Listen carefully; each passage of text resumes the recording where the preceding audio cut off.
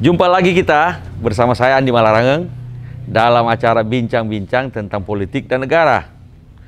Mudah-mudahan selama ini Anda tetap sehat dan yang sedang sakit segera bisa sembuh.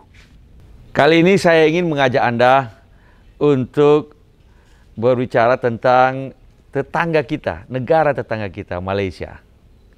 Memang biasanya dahulu Malaysia dikenal dengan politik yang boleh dikata tenang. Kenapa? Karena ada partai yang mendominasi jagat politik Malaysia, UMNO pada waktu itu. Nah, sebaliknya di Indonesia, karena demokratisasi Indonesia lebih duluan, maka kita lihat persaingan politik di Indonesia akan menjadi lebih kuat sejak reformasi, dan kemudian kita lihat ya biasa hingar-bingar politik Indonesia lebih nyaring dibandingkan dengan di Malaysia. Tapi sekarang nampaknya terjadi sebaliknya.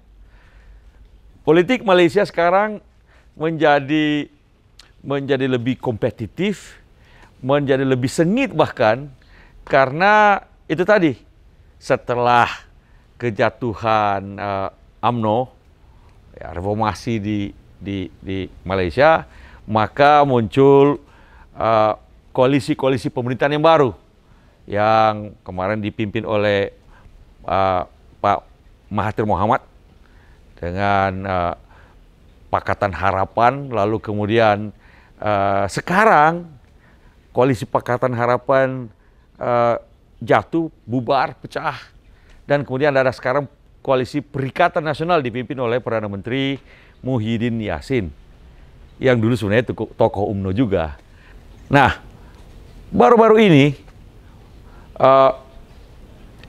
UMNO menarik diri dari koalisi yang sedang berkuasa, yaitu Koalisi Perikatan Nasional yang dipimpin oleh Perdana Menteri Muhyiddin Yassin.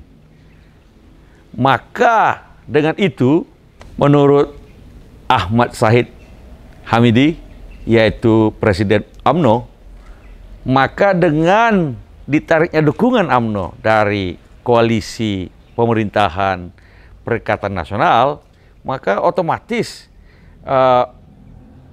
koalisi pemerintahan ini tidak lagi didukung oleh mayoritas anggota parlemen di Malaysia.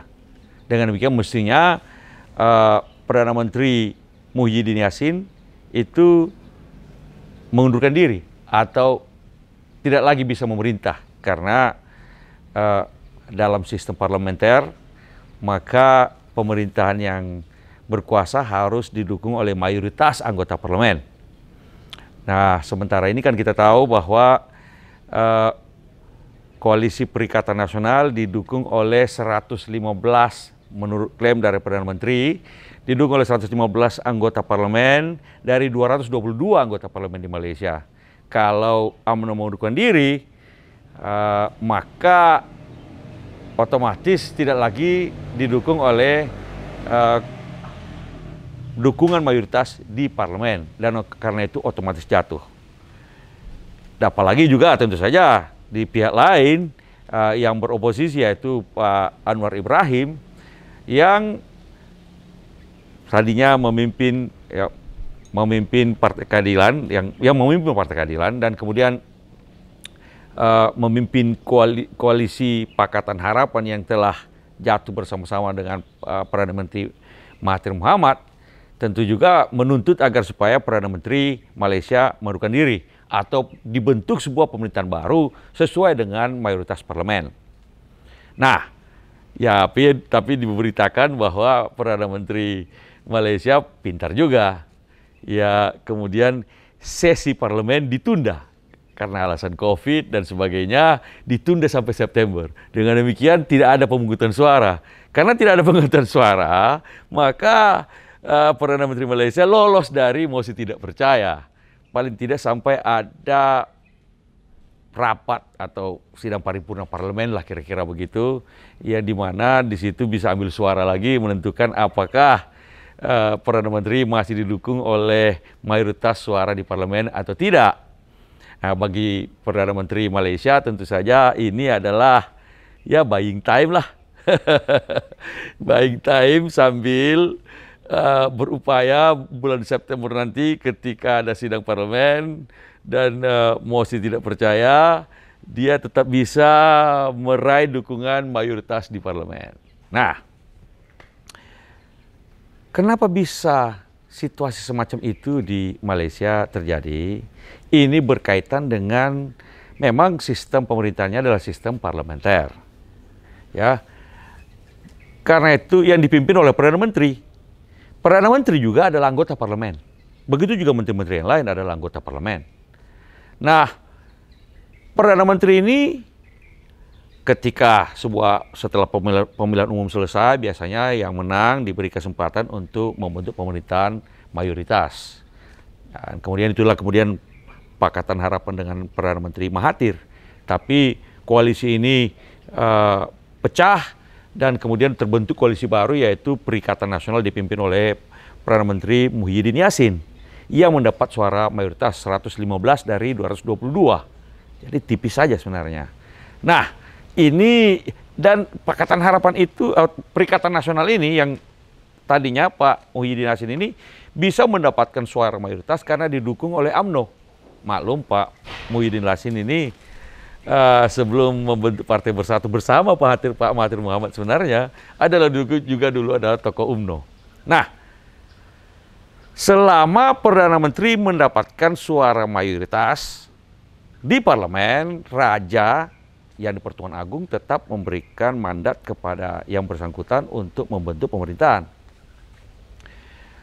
Tapi kalau UMNO, presidennya mengatakan bahwa menarik dukungan dari koalisi pemerintahan. Secara hitung-hitungan di tas kertas, anggota UMNO di Parlemen Malaysia itu sekitar 30-an anggota yang kalau ditarik dukungan kan kurang dari 115, jauh sekali berkurang menjadi minoritas. Tetapi persoalannya dalam sistem parlementer di Malaysia tidak otomatis. Kalau Presiden UMNO menarik dukungan, maka seluruh anggota parlemen UMNO itu juga menarik dukungan. Tidak sama sekali. Karena masing-masing anggota parlemen itu dipilih secara sistem distrik. Dari distrik-distrik pemilihan. Termasuk Perdana Menteri Malaysia itu dipilih dari distrik, misalnya kalau tidak salah namanya Pagoh. Di Malaysia, Anwar Ibrahim sendiri dari Port Dickson. Masing-masing distrik itu kursinya satu, yang kemudian dipilih secara langsung oleh rakyat. Karena itu anggota parlemen yang dipilih langsung oleh rakyat ini, walaupun bisa mendapatkan perintah dari pimpinan partai, tetapi dia bisa memutuskan sesuai dengan apa maunya sendiri, sehingga dan tidak bisa langsung, kalau dia menentang partai, dia tidak bisa langsung dipecat oleh partai. Nah, ini bedanya dengan sistem kita di Indonesia. Jadi menurut informasi dari 30-an anggota UMNO yang di parlemen, 11 menarik dukungannya dari koalisi Perikatan Nasional ini. Tidak semua loh, cuma 11. Itu pun tetapi kalau 11 mengundurkan diri, maka hanya 104 dukungan dari Perdana Menteri Muhyiddin Yassin. Memang agak aneh memang, sehingga ketika misalnya Perdana Menteri Muhyiddin Yassin mengumumkan penundaan sesi parlemen untuk mosi tidak percaya, dia juga didampingi oleh anggota parlemen dari UMNO. Ini memang menarik, atau inilah ciri khas dari model sistem parlementer di Malaysia, atau kepada umumnya sebenarnya, di mana anggota parlemen itu sangat otonom, terbebas dari partainya, terlepas dari partainya. Di Indonesia hal itu mungkin bisa saja terjadi, misalnya dalam pemilihan ada sebagian anggota parlemen dari partai tertentu yang membuat keputusan atau memilih berdasarkan atau mengambil suara tidak sesuai dengan garis partainya, bisa saja, tapi pasti akan ada sanksi partai yang kemudian diberikan kepada anggota parlemen itu, bahkan bisa saja dipecat dari partai, yang kemudian sehingga bisa dilakukan pergantian antar waktu. Bedanya kenapa? Karena kita di Indonesia sistemnya adalah sistem proporsional terbuka. Sistem proporsional terbuka di mana masih pilih orang dan pilih partai. Ya, kalau sistem Malaysia, sistem distrik betul-betul pilih orang. Tidak hanya tidak pilih partai, pilih orang. Kalau kita adalah pilih partai, pilih orang, bisa pilih partai, pilih orang. Karena itu ikatan terhadap partai di Indonesia menjadi lebih kuat dibandingkan misalnya dengan sistem parlementer di Malaysia. Nah, karena itu, tadi saya katakan, Perdana Menteri Muhyiddin Yassin kemudian mencoba mengulur buying time untuk bisa berusaha menarik lagi apakah anggota UMNO ataupun dari partai lain yang tadinya beroposisi, misalnya dari partainya sendiri, Partai Bersatu, sebagian faksinya ada yang masih loyal kepada Mahathir Mohamad, bisa ditariknya kembali menjadi loyal kepada Perdana Menteri Muhyiddin Yassin, ataupun juga bahkan bisa mengambil dukungan dari sebagian dari partai yang tergabung dengan Pakatan Harapannya Pak Anwar Ibrahim. Yang penting bahwa Perdana Menteri mendapat dukungan mayoritas di parlemen. Jadi kalau 222 maka harus dapat 112. 112. Kalau 112 masih 50%. 112 paling tidak. Nah, ini yang membuat di Malaysia politik ramai terus karena fragmentasi partai yang masih sangat besar dan tidak ada satupun partai yang mendominasi. Mungkin memerlukan beberapa pemilu lagi sehingga di Malaysia ada konsolidasi partai. Sama juga di Indonesia juga, ketika kita juga fragmentasi partai. Coba lihat pada waktu pemilu 99, kita 48 partai ikut pemilu. Walaupun tidak semua masuk parlemen. Kita sekarang ini ada pemilu terakhir 16 partai yang masuk dalam pemilu, tapi hanya 9 partai yang ada di parlemen. Karena akan ada proses konsolidasi dari partai, sehingga suatu ketika akan ada suatu partai yang lebih dominan dari lain pada satu masa tertentu, sehingga stabilitas politik bisa menjadi terjamin. Walaupun tentu saja dengan prinsip-prinsip demokrasi. Apakah itu akan terjadi, berapa lama gitu terjadi, itu tidak ada ketentuan berapa, tergantung dari dinamika politik yang ada di negara tersebut. Di Malaysia ini juga sedang terjadi karena proses reformasi yang baru dan kemudian fragmentasi partai masih sangat besar. Nah, pertanyaannya nanti adalah bulan September ketika sesi parlemen dibuka kembali dan pada saat itu akan ada usulan mosi tidak percaya. Sebaliknya Perdana Menteri akan mengajukan counter mosi menjadi mosi percaya. Apakah Perdana Menteri Malaysia bisa mendapatkan mayoritas parlemen, mayoritas dukungan di parlemen atau tidak?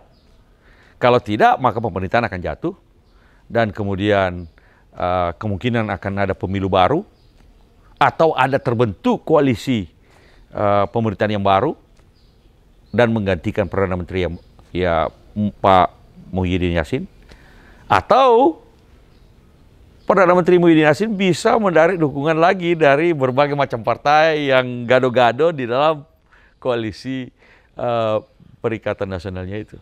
Kita lihat saja bulan September nanti. Alasan untuk mosi tidak percaya kepada Perdana Menteri Muhyiddin Yassin adalah karena dianggap beliau gagal untuk menangani pandemi di Malaysia. Demikian pembahasan kita tentang negara tetangga kita. Mudah-mudahan saudara-saudara kita di Malaysia bisa segera menemukan formula yang tepat sehingga pemerintahannya bisa stabil. Kenapa? Karena menghadapi pandemi ini hanya pemerintahan yang stabil dan kuat yang bisa membuat program-program untuk menghadapi dan menyelesaikan pandemi dengan segala efeknya, baik itu kesehatan maupun juga ekonomi dan sebagainya.